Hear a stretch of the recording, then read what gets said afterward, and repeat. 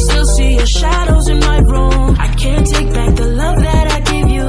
As to the boy. Bismillahirrahmanirrahim.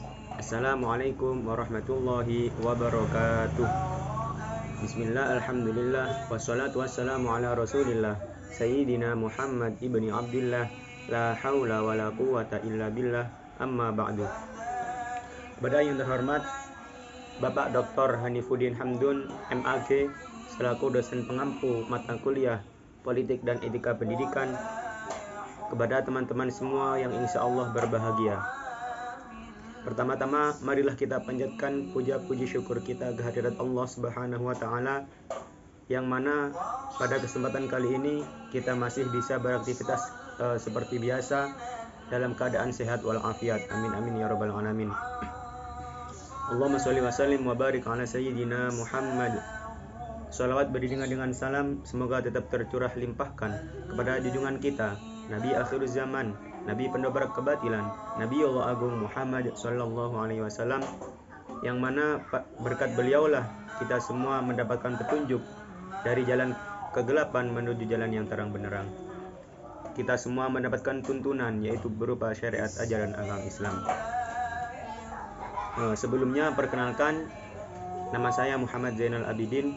Saya dari Universitas Hasyim Asy'ari, Fakultas Agama Islam, Prodi Pendidikan Agama Islam. Saya sekarang semester 6. Langsung saja, di sini saya akan mempresentasikan hasil belajar saya mata kuliah, yaitu tugas mata kuliah Politik dan Etika Pendidikan, tentang menjelaskan beberapa bab yang insya Allah ada 6 bab. Langsung saja untuk menyingkat waktu. Bab yang pertama yaitu tentang pendidikan dan kesetaraan gender. Dalam hal ini pengertian pendidikan sendiri yaitu usaha sadar yang terencana oleh pendidik untuk peserta didik dalam mencapai tujuan dengan menggunakan teknik dan metode yang didukung sarana prasarana dan dipengaruhi oleh lingkungan. Itu pengertian dari pendidikan. Terus pengertian dari gender sendiri yaitu dapat didefinisikan sebagai konsep kultural yang berupaya membuat pembedaan dalam hal peran, perilaku, mentalitas, dan karakteristik emosional antara laki-laki dan perempuan yang berkembang dalam masyarakat. Itu pengertian dari gender. Adapun hak setara dalam pendidikan, kesetaraan gender dalam pendidikan dapat dicapai melalui 3 hal. Yang pertama yaitu tentang hak untuk mendapatkan pendidikan, right to education. Terus yang kedua yaitu hak dalam proses pendidikan di dalam lingkungan yang mendukung kesetaraan gender.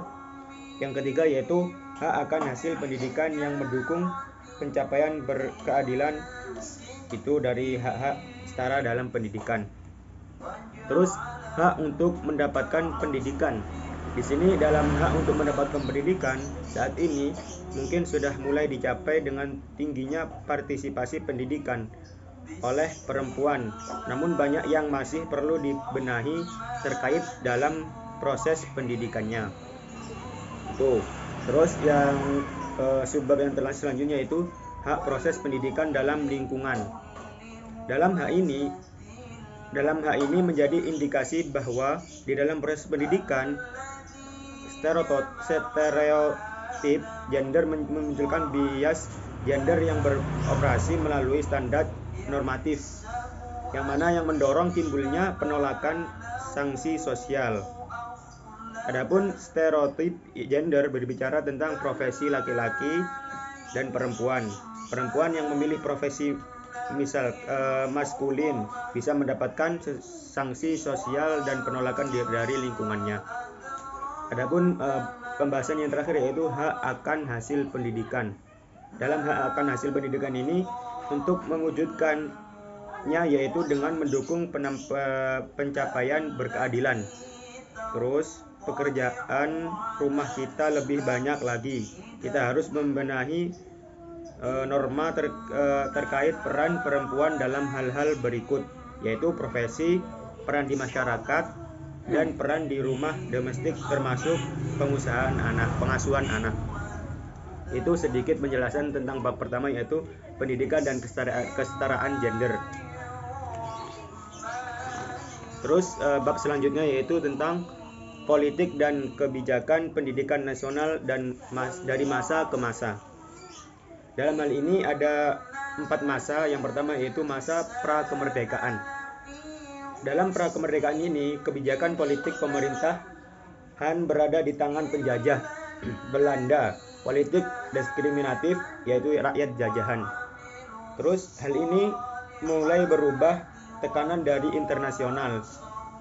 Dan masa pra-kemerdekaan ini, Belanda kesempatan pendidikan bangsa Indonesia untuk tenaga kerja yang dikerjakan di pemerintahan Belanda tidak menyukai adanya pendidikan. Maka umat Islam bersikap kooperatif. Adapun masa yang kedua yaitu masa Orde Lama. Dalam masa Orde Lama ini, penekanan pada isu yaitu nasionalis dan ideologis. Masa krusial pasca kemerdekaan, banyak konflik antara pihak sekuler dan agamis.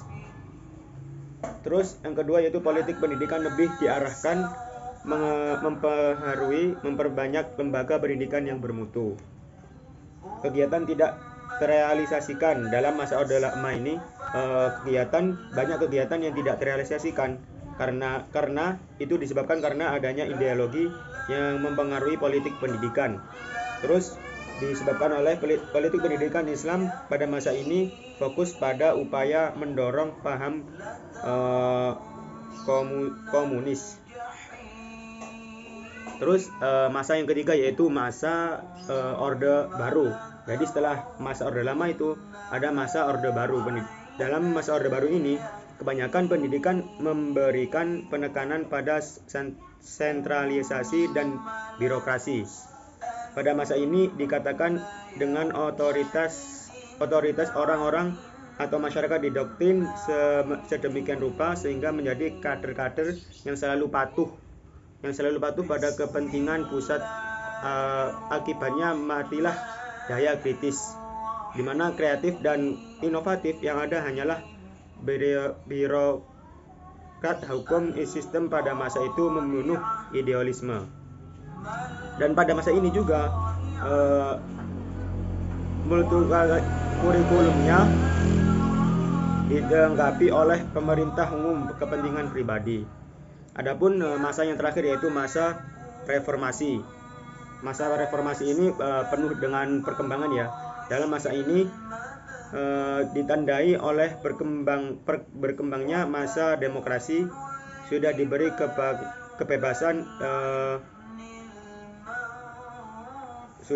kebebasan biasa. Yang kedua yaitu kebijakan ini ditandai dengan dikeluarkannya UU Pendidikan Nasional Nomor 20 Tahun 2003. Terus dalam masa ini juga kebijakan politik yang paling disorot pada masa ini adalah kebijakan-kebijakan tentang ekonomi daerah dalam bidang pendidikan, penerapan kurikulum yang berganti-ganti sehingga yang ditetapkan saat ini KTSP. Itu penjelasan sedikit tentang bab kedua yaitu bab politik dan kebijakan pendidikan nasional dari masa ke masa. Lanjut pembahasan bab yang ketiga. Dalam bab yang ketiga ini kita membahas tentang akuntabilitas pendidikan. Dalam pembahasan ini akuntabilitas dalam pendidikan itu yaitu kemampuan sekolah mempertanggungjawabkan kepada publik segala sesuatu mengenai kinerja yang telah dilaksanakan. Terus tujuan akuntabilitas pendidikan sendiri yaitu agar terciptanya kepercayaan politik terhadap sekolah dan lain-lain, dan juga untuk mendorong terciptanya akuntabilitas kinerja sekolah sebagai salah satu syarat untuk terciptanya sekolah yang baik dan terpercaya. Adapun manfaatnya sendiri akuntabilitas pendidikan yaitu yang pertama yaitu akuntabilitas mampu membatasi ruang gerak terjadinya perubahan dan pengulangan dan revisi perencanaan, dan juga sebagai alat kontrol akuntabilitas memberikan kepastian kepada aspek-aspek penting perencanaan. Adapun pelaksanaan akuntabilitas pendidikan itu penerapan prinsip yang akuntabilitasnya dalam penyelenggaraan manajemen sekolah mendapat relevansi ketika pemerintah menerapkan otonomi pendidikannya dengan memberikan kewenangan kepada sekolah untuk melaksanakan manajemen sesuai dengan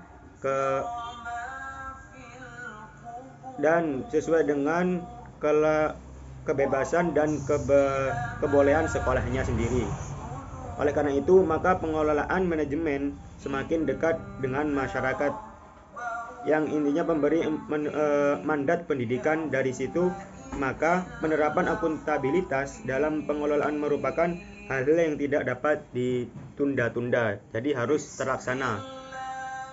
Itu tentang akuntabilitas pendidikan. Sekarang membahas bab yang keempat, yaitu tentang pendidikan berbasis multikultural dan perdamaian. Ini bab yang keempat. Tadi yang ketiga, sekarang bab yang keempat, yaitu adapun prinsip-prinsip pendidikan multikultural. Dalam bab ini prinsip-prinsipnya yaitu yang pertama yaitu harus menawarkan beragam kurikulum yang mempresentasikan pandangan dan perspektif banyak orang. Itu prinsip yang pertama. Adapun prinsip yang kedua yaitu harus didasarkan pada asumsi bahwa tidak ada penafsiran tinggal terhadap keberadaan sejarah. Yang ketiga yaitu harus mendukung prinsip-prinsip pokok dalam memberantas pandangan klise tentang ras, budaya, dan agama. Itu prinsip-prinsip yang ada dalam pendidikan multikultural. Adapun pendidikan multikultural yaitu suatu sistem pendidikan yang berupaya untuk meredam adanya kesenjangan sosial dan kecemburuan sosial dengan cara mengenalkan serta mensosialisasikan salah satu orientasi, yakni keberagaman, yang setidaknya dalam orientasi ini akan mampu untuk memahami bahwa begitu penting menghargai dan menciptakan kebersamaannya.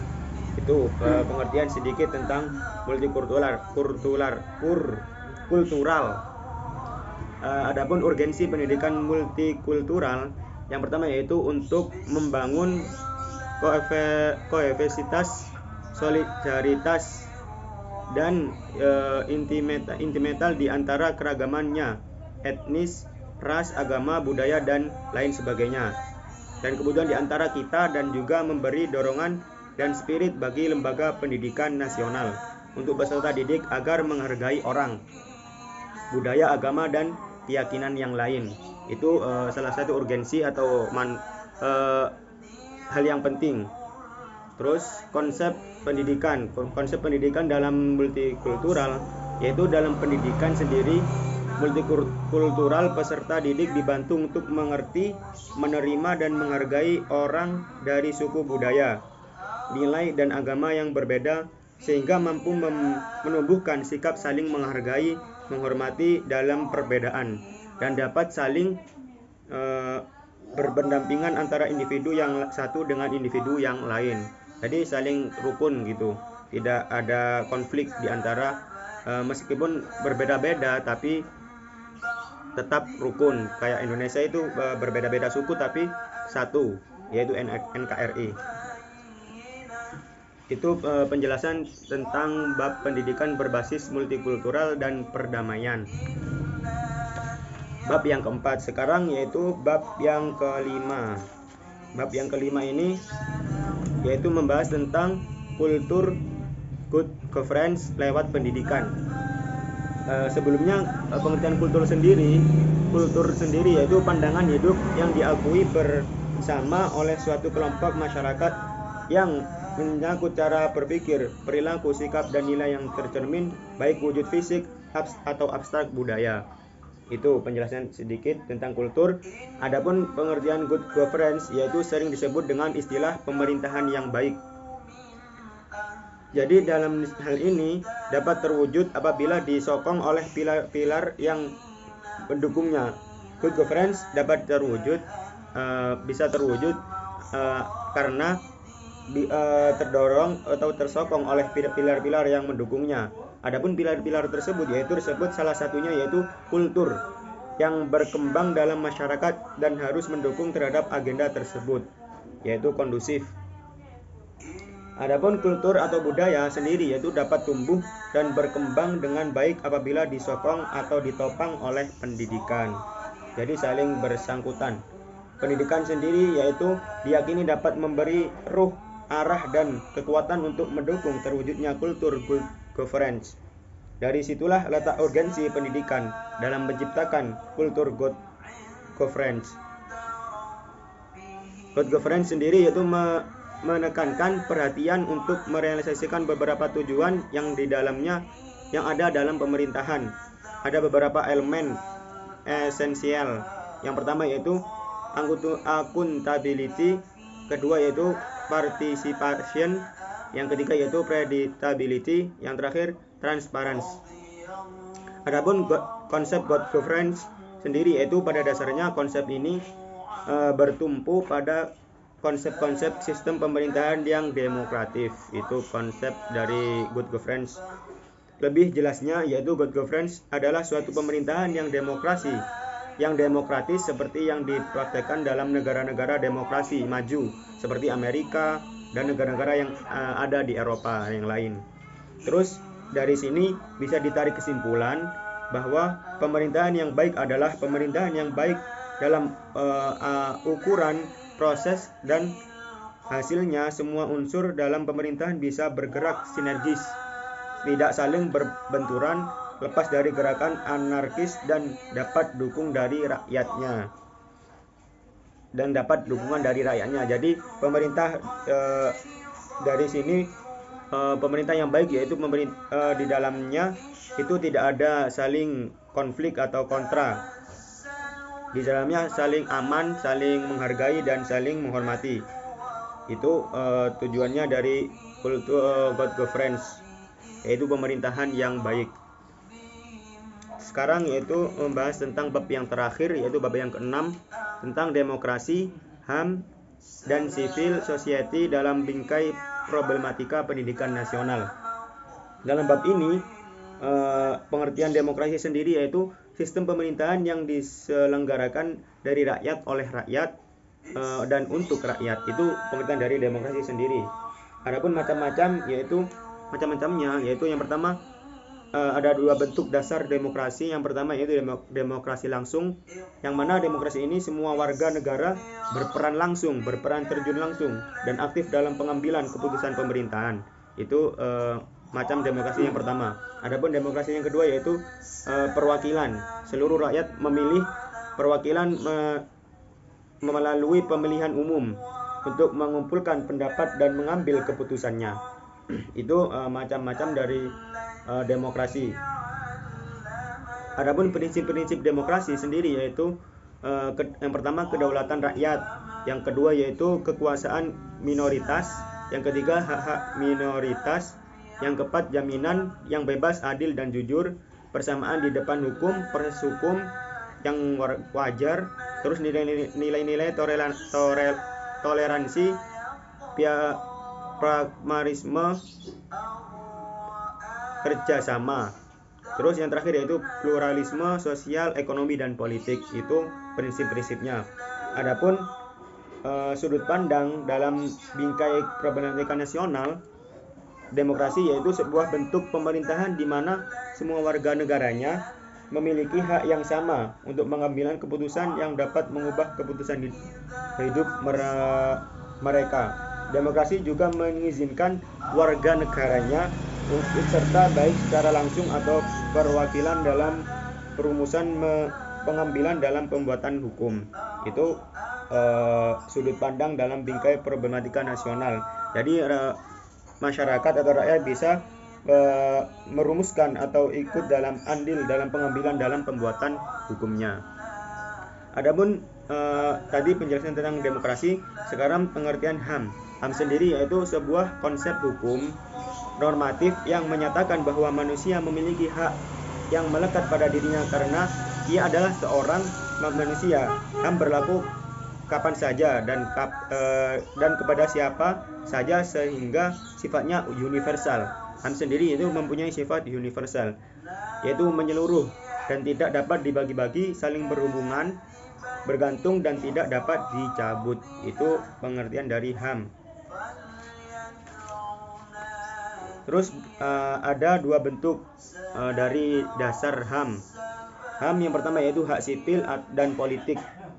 HAM hak sipil dan politik bisa diartikan juga sebuah hak yang berurusan dengan kebebasan sipil, contohnya hak untuk hidup, kebebasan bersikap, berekspresi dan hak atas peradilan yang jujur.